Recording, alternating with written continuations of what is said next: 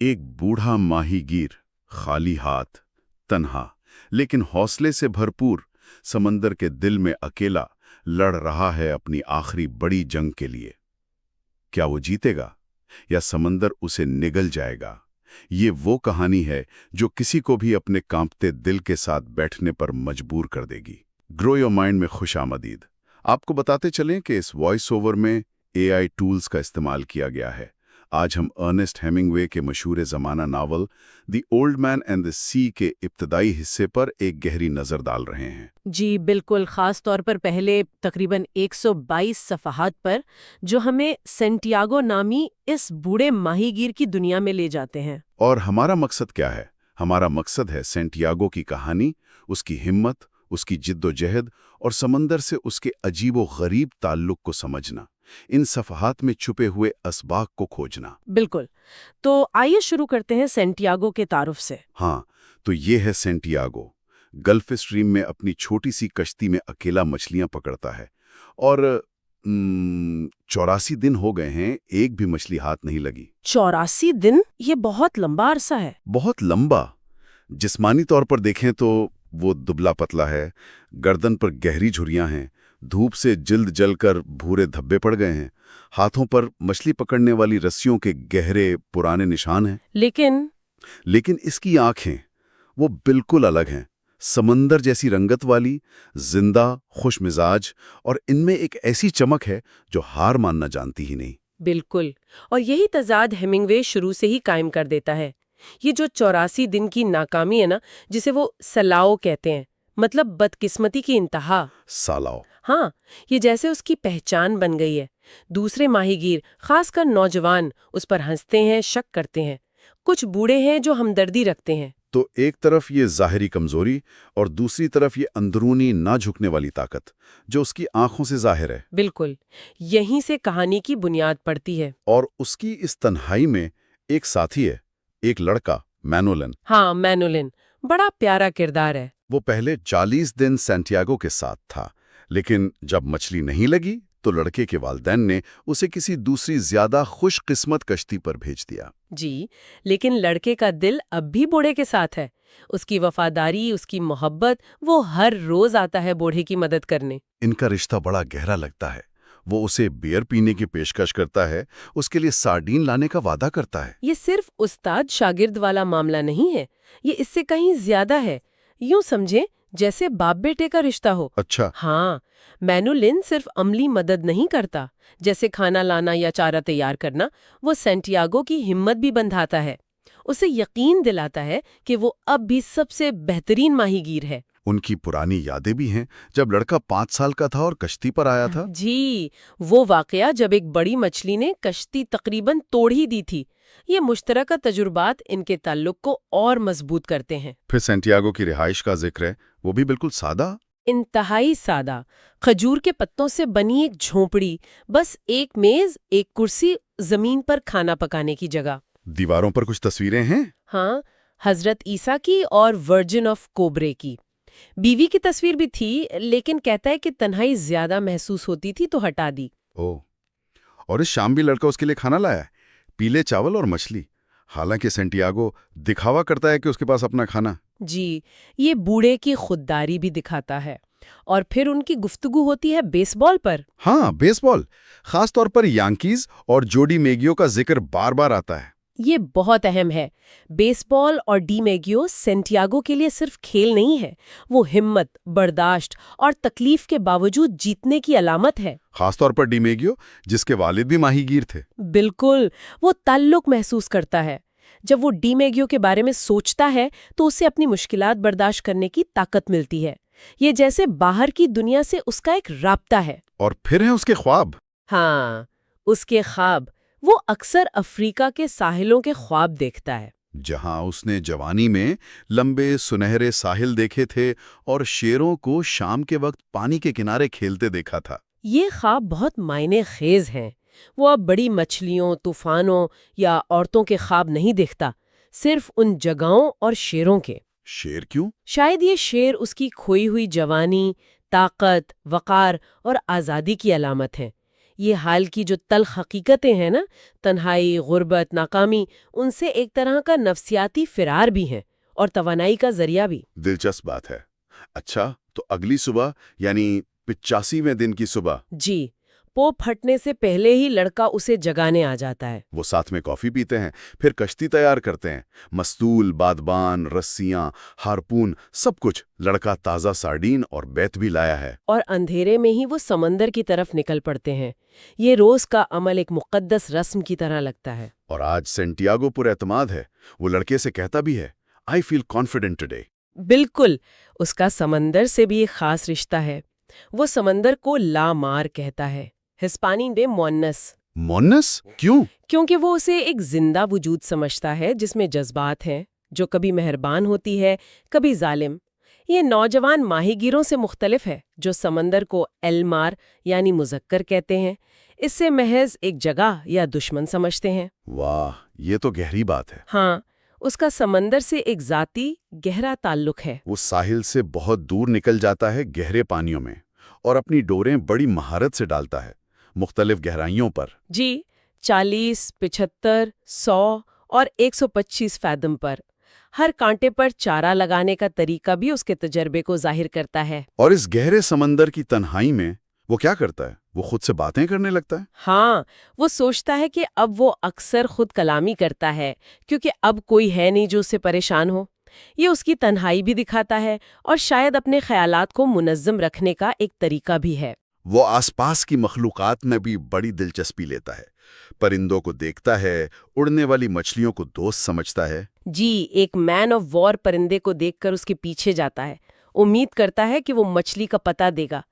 نازک سمندری پرندوں ٹرنز کے لیے افسوس کرتا ہے، کہتا ہے ان کی زندگی ہم سے زیادہ مشکل ہے۔ زہریلی پرتگالی مین آف وار سے اسے نفرت ہے، لیکن کچھوؤں کو اسے کھاتا دیکھ کر خوش ہوتا ہے۔ کچھوؤں سے اسے خاص لگاؤ ہے، ان کے دل کی مضبوطی کی تعریف کرتا ہے۔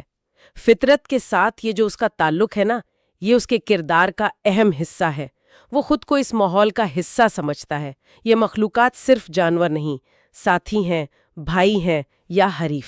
اسی دوران وہ ایک چھوٹی ٹونا مچھلی بھی پکڑ لیتا ہے۔ ہاں، الباکور، جو بعد میں چارے کے کام آئے گی۔ اور پھر وہ لمحہ آتا ہے، 85واں دن، دوپہر کا وقت۔ جی، وہ خود کو یاد دلاتا ہے، اب صرف ایک چیز سوچنی ہے، وہ جس کے لیے میں پیدا ہوا تھا۔ پبھی اس کی ایک گہری ڈور 100 فیٹ نیچے زور سے کھینچتی ہے۔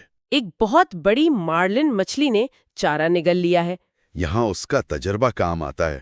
وہ فوراً ڈور نہیں کھینچتا۔ بالکل نہیں، وہ انتظار کرتا ہے۔ مچھلی کو چارہ پوری طرح نگلنے دیتا ہے، ڈور کو بہت ہلکے سے اپنی انگلیوں میں محسوس کرتا ہے۔ وہ مچھلی سے سرگوشی کرتا ہے، اسے کھاؤ تاکہ کانٹا تمہارے دل میں اتر جائے۔ وہ مچھلی کے وزن کو محسوس کرتا ہے، اس کی طاقت کو۔ اور جب اسے یقین ہو جاتا ہے کہ صحیح وقت ہے، تب وہ پوری قوت سے ڈور کھینچتا ہے، کانٹے کو سیٹ کرتا ہے۔ اب وہ چیختا ہے۔ لیکن مچھلی، وہ ہلتی بھی نہیں۔ نہیں، اس کے بجائے وہ آہستہ آہستہ مگر مسلسل کشتی کو کھینچنا شروع کر دیتی ہے۔ سینٹیاگو ڈور کو اپنی کمر کے گرد لپیٹ لیتا ہے، کشتی کے اگلے حصے سے ٹیک لگا لیتا ہے، مگر وہ مچھلی کو روک نہیں پاتا۔ کشتی شمال مغرب کی طرف کھینچتی چلی جاتی ہے۔ یہ ہے انسان اور فطرت کی عظیم جنگ کا آغاز۔ مچھلی نظر نہیں آ رہی، مگر اس کی طاقت کا احساس ہے، اور سینٹیاگو بالکل تنہا ہے۔ اور اس لمحے وہ شدت سے لڑکے کو یاد کرتا ہے، کاش لڑکا یہاں ہوتا۔ یہ صرف جسمانی مدد نہیں، یہ جذباتی سہارا بھی ہے جس کی اسے ضرورت ہے۔ گھنٹے گزرتے جاتے ہیں، دوپہر ڈھلتی ہے، شام ہوتی ہے، سورج ڈوب جاتا ہے۔ مچھلی اسی رفتار سے کھینچ رہی ہے۔ زمین اب نظروں سے بالکل اوجھل ہو چکی ہے۔ سینٹیاگو تھک رہا ہے، کمر میں درد ہے، لیکن اس کا عزم وہی ہے۔ اور وہ مچھلی سے بات کرتا ہے، اس کی طاقت کا احترام کرتا ہے، لیکن اسے مارنے کا ارادہ بھی ظاہر کرتا ہے۔ مچھلی، میں تم سے محبت کرتا ہوں اور تمہاری عزت کرتا ہوں، لیکن میں آج کا دن ختم ہونے سے پہلے تمہیں مار ڈالوں گا۔ یہ عجیب رشتہ ہے، محبت بھی اور موت کا ارادہ بھی۔ یہی اس کہانی کی خوبصورتی اور پیچیدگی ہے۔ رات گزر جاتی ہے، اگلی صبح ایک چھوٹی سی چڑیا آ کر کشتی پر بیٹھ جاتی ہے، تھکی ہوئی۔ سینٹیاگو اس سے نرمی سے بات کرتا ہے، ایک ننھا سا ساتھی۔ لیکن تبھی مچھلی ایک زوردار جھٹکا مارتی ہے۔ سینٹیاگو آگے گرتا ہے، اس کے دائیں ہاتھ پر رسی سے گہرا زخم آ جاتا ہے۔ چڑیا اڑ جاتی ہے۔ اب جسمانی اذیت شروع ہوتی ہے۔ زخم تو ہے ہی، ساتھ میں اس کے بائیں ہاتھ میں شدید اینٹھن مطلب کریمپ پڑ جاتا ہے۔ اوہ، یہ تو برا ہوا۔ بائیں ہاتھ بالکل اکڑ جاتا ہے۔ ہاں، بے جان سا ہو جاتا ہے، اور اسے ڈور سنبھالنے کے لیے دونوں ہاتھوں کی ضرورت ہے۔ وہ اپنے ہاتھ پر غصہ کرتا ہے، اسے کہتا ہے صبر کرو ہاتھ، میں یہ تمہارے لیے کر رہا ہوں۔ طاقت کے لیے وہ کیا کرتا ہے؟ وہ پہلے پکڑی ہوئی ٹونا مچھلی کاٹ کر کچا کھاتا ہے۔ تنہائی پہلے سے زیادہ محسوس ہوتی ہے، حالانکہ وہ کہتا ہے کہ سمندر پر کوئی آدمی کبھی اکیلا نہیں ہوتا۔ شاید وہ فطرت کو ہی اپنا ساتھی سمجھ رہا ہے۔ شاید تکلیف اور تنہائی کے باوجود اس کا ارادہ نہیں ٹوٹتا، وہ اپنے جسم کی کمزوری کو للکارتا ہے۔ دوسرے دن کی دوپہر، آخرکار مچھلی سطح پر آتی ہے۔ اور سینٹیاگو دیکھتا ہے اس نے زندگی میں اتنی بڑی مخلوق نہیں دیکھی۔ کشتی سے 2 فٹ لمبی، گہری جامنی پشت، ہلکی جامنی دھاریاں، تلوار جیسی ناک، درانتی جیسی بڑی دم۔ ایک شاندار عظیم منظر، اور یہ دیکھ کر سینٹیاگو کے دل میں احترام اور بڑھ جاتا ہے۔ وہ سوچتا ہے کہ مچھلیاں ہم انسانوں سے بھی زیادہ عظیم اور قابل ہیں۔ حالانکہ ہم انہیں مارتے ہیں۔ ہاں، وہ اسے صرف شکار نہیں سمجھتا، ایک عظیم حریف سمجھتا ہے، اور اسی لمحے اسے اپنی کمزوری کا بھی احساس ہوتا ہے۔ تبھی وہ دعا کی طرف مائل ہوتا ہے اور فادر اور ہیل میری پڑھنے کا وعدہ کرتا ہے۔ جی، اور کوبرے کی کواری کے پاس منت لے کر جانے کا بھی۔ اور پھر ایک بار پھر وہ اپنے ہیرو جو ڈیمیگیو کو یاد کرتا ہے۔ کیا ڈی میگیو ہڈی کے درد کے ساتھ ایسی تکلیف سہ سکتا تھا؟ یہ سوچ اسے ہمت دیتی ہے۔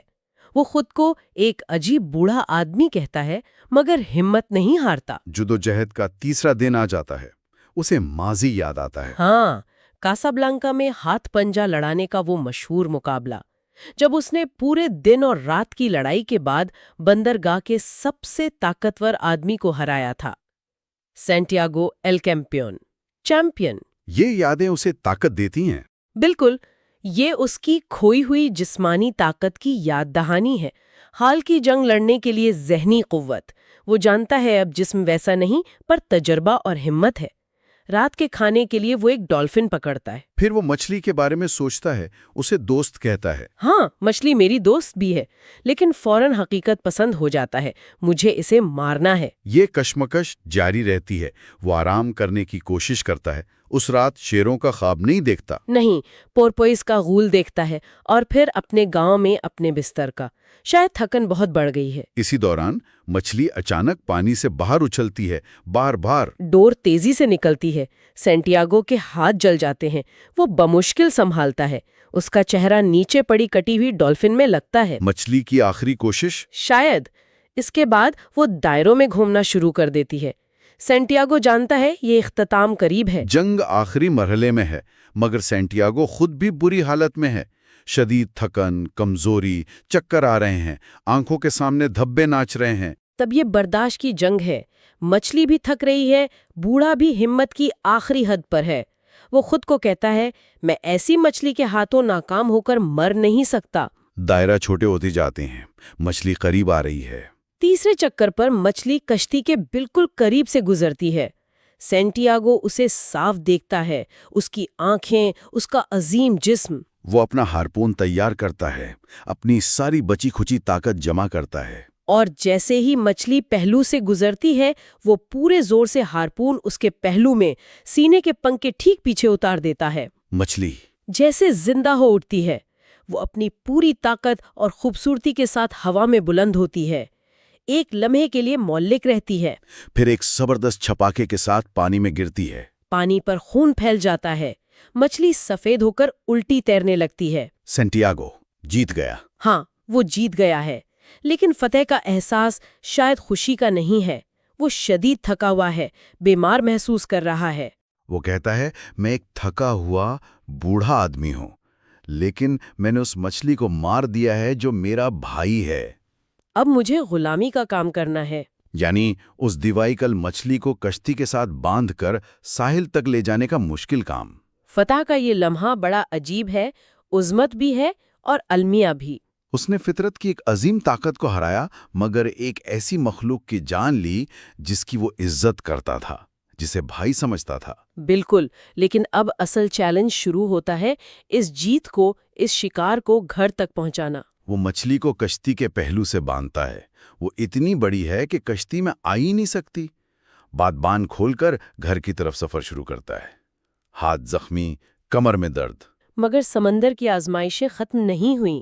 تقریباً 1 گھنٹے بعد ہی پہلی شارک آ جاتی ہے، او نہیں! کون سی شارک؟ ایک بڑی ماکو شارک۔ خون کی بو پا کر آئی ہے، تیز، طاقتور، مہلک۔ سینٹیاگو تیار ہے، ہارپون ہاتھ میں ہے۔ جیسے ہی شارک مچھلی کو کاٹنے لگتی ہے، وہ ہارپون اس کے سر پر مارتا ہے۔ شارک مر جاتی ہے، لیکن گرتے گرتے مارلن کا تقریباً 40 پاؤنڈ گوشت نوچ لیتی ہے۔ اور ہارپون بھی لے جاتی ہے۔ ہاں، ہارپون اور رسی دونوں شارک کے ساتھ گہرے پانی میں گم۔ سینٹیاگو کا سب سے اہم ہتھیار چلا گیا۔ بوڑھا افسوس کرتا ہے، اس نے 40 پاؤنڈ لے لیے۔ اسے لگتا ہے جیسے حملہ مچھلی پر نہیں، خود اس پر ہوا ہے۔ لیکن پھر وہ اپنے مشہور الفاظ کہتا ہے، انسان شکست کے لیے نہیں بنا۔ ایک آدمی تباہ ہو سکتا ہے لیکن شکست نہیں کھا سکتا۔ یہ اس ناول کا مرکزی خیال ہے۔ جسمانی نقصان، مادی نقصان، مگر انسانی روح ہار نہیں مانتی۔